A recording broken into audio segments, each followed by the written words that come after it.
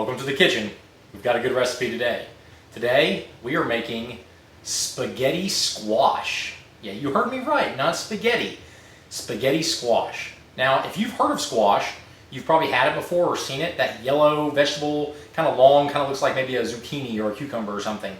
What we're going to be using today is a little bit different.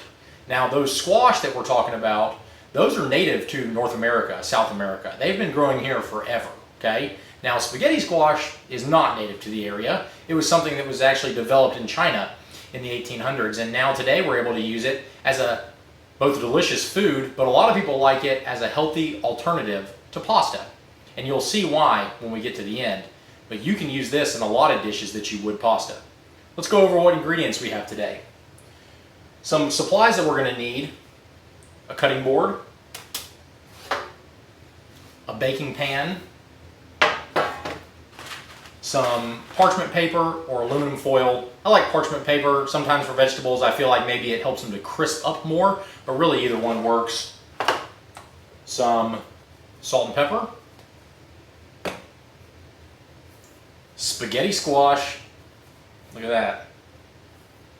The main event right there. And then we're going to need some olive oil to drizzle, and if you feel like it, you can use some non-stick cooking spray. With the olive oil, that kind of allows it to non-stick as it is, but some people like to go ahead and spray it anyways. So, we've got our ingredients. We're going to need a knife and a spoon to be able to get our squash ready to go in the oven. And we're also going to be needing to preheat our oven to 400 degrees. So I'm going to go ahead and do that.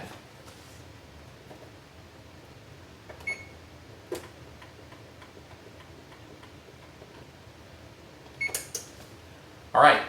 So my oven's preheating, and while we're doing that, we can get it ready. Now wait, before we go anywhere, I've got a secret ingredient. I decided I wanted to put some Cavender's all-purpose Greek seasoning on mine. I love this stuff, and I couldn't miss an opportunity to sprinkle it on there. So this is not in the recipe, but I'm going to add it to mine. Remember, with cooking, you can be as creative as you want, and I encourage you to experiment, try new things, make it your own, and maybe you'll find something that you really love. All right, let's get to it.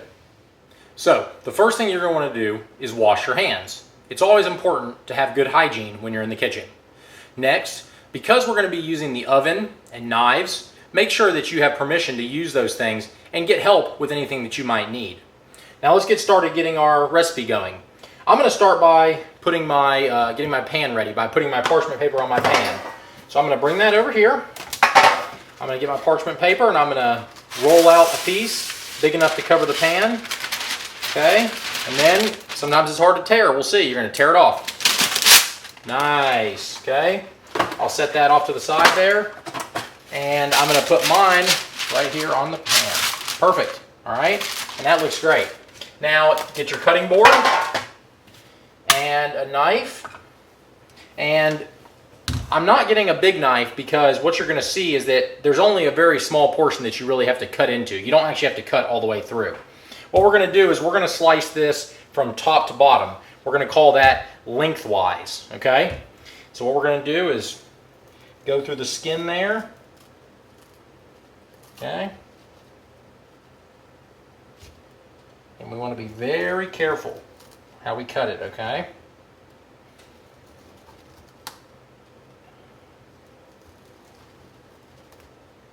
A squash is kind of like a pumpkin, a gourd. And sometimes if you ever carved a pumpkin, it's not always easy to cut into those. But once we get it going, it'll start to kind of split on its own. It'll be perfect. So again, we're just being very, very careful. Okay. Flip it over.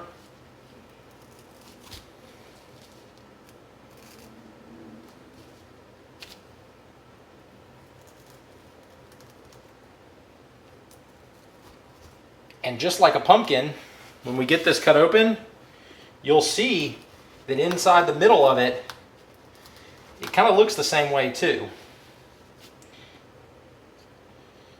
And I can tell this is starting to kind of split, so that's good. All right, look at us. Nice.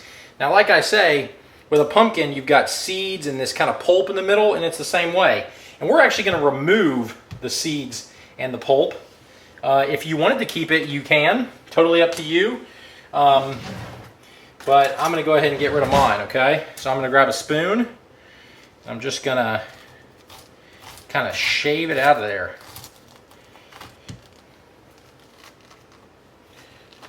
Nice. And it comes out pretty easily. And you don't have to get it all. It's okay. You just do the best you can, and that'll be perfect. All right. So see the difference here? You can see, kind of like a pumpkin. It's if you were going to carve a pumpkin, you'd want to get all the insides out first. Making me ready for Halloween.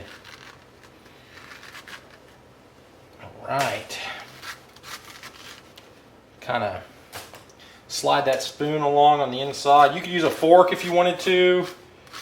Whatever works for you to get these things out.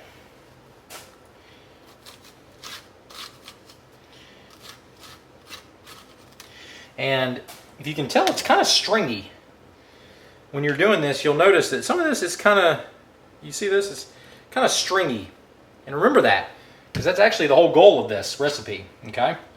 Great. Now, we're on to our next step, okay? And remember, when you're doing these recipes, I'm going to go ahead and put my stuff in the sink. And when you get done, don't forget to clean up after yourself, all right? We don't want to leave that mess for somebody else. All right, so I'm going to get my pan over here. And what you're going to do is we're going to drizzle some olive oil on these, okay? And drizzling is important because we're not going to pour a bunch of olive oil on here. Okay, and what I'm actually going to do is I'm going to hold my thumb over the top, and that'll allow me to get just a little bit out at a time. And you don't want to put too much because it'll make it kind of mushy when it gets cooked. Okay, and if you want to, you can kind of rub it in there, but not totally necessary, okay? It can just be kind of fun. Get in there and get your hands dirty, right? All right, now we're going to need to season our squash, okay? And to do that, I've got salt and pepper, which is what our recipe calls for. Okay, not too much. Okay, with the pepper. And again, with the seasoning, you don't want to put too much or else it'll make it a little mushy, okay? And then my secret ingredient here, just because I'm obsessed with this stuff, a little all-purpose Greek seasoning, yum. All right, now look, this is starting to look great, all right? And it smells good too. But we can't eat this squash like this, all right? We got to cook it. So what we're going to do is we're actually going to flip it upside down. Like this, okay? And it's going to go in the oven for 30 to 45 minutes. You can check it, and we'll do that, and we'll see how it comes out. And if you like it maybe more cooked, then you can put it back in. But the last thing we need to do is we need to poke some holes in the top here, okay? And the reason we do this is so that steam and heat can escape out of these holes, and it'll allow it to cook through very, very nicely. All right. Looking great.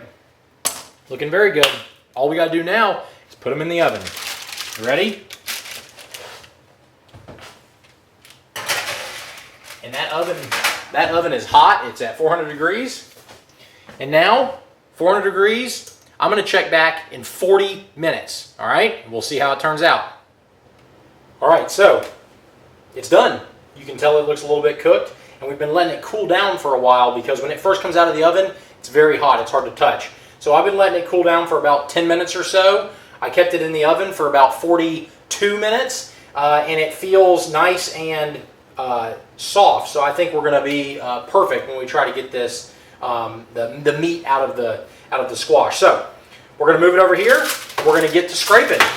And this is the fun part when it becomes very much like a spaghetti. You're going to see where this gets its name. I've got a plate here that I'm going to use just to get it on there with. So let's check it out. Ooh, yum, look at that.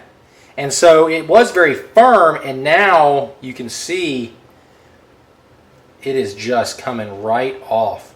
So what we're going to do is we're going to start from the outside, and I'm going to just kind of scrape in. I'm going to try to scrape all the way to the outer shell. And you can see when I'm doing this that there's strands that are coming apart.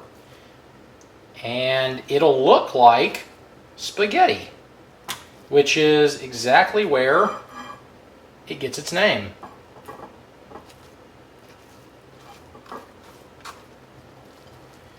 Wow, look at that, man. And that, see how well that cooked? It's just falling right out of there. Not sticking or anything. So see, we've got, except for that one little strand there, we about cleared that whole thing out. And so we'll do the same thing with the other one. And look at that, guys. Wow. See how that looks like almost a plate of spaghetti right there? That is wild. All right, we're gonna, same exact thing over here. There's no magic to it. However you want to scrape it out of there, you can. And this thing is still hot. I'm glad I let it cool off as long as I did. Wow, wow, wow. Now, obviously, this is a lot of spaghetti squash, all right?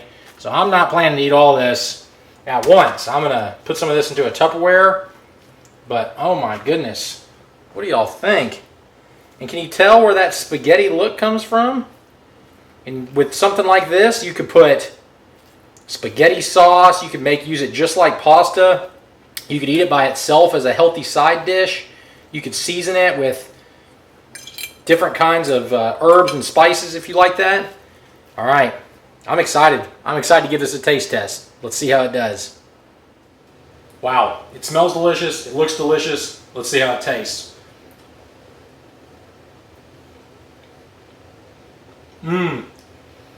Now that is good. It's kind of sweet. It's got the same, it kind of looks the same as pasta. It's kind of got some of that same texture. This would be a wonderful way to maybe put some tomato sauce on top of there and turn it into a spaghetti squash. I might just eat this as a side by itself though. That is really delicious. If you guys are making this at home, snap a pic, send it my way. We'd love to be able to show this off. Really, really fun. Thanks for joining in for Spaghetti Squash.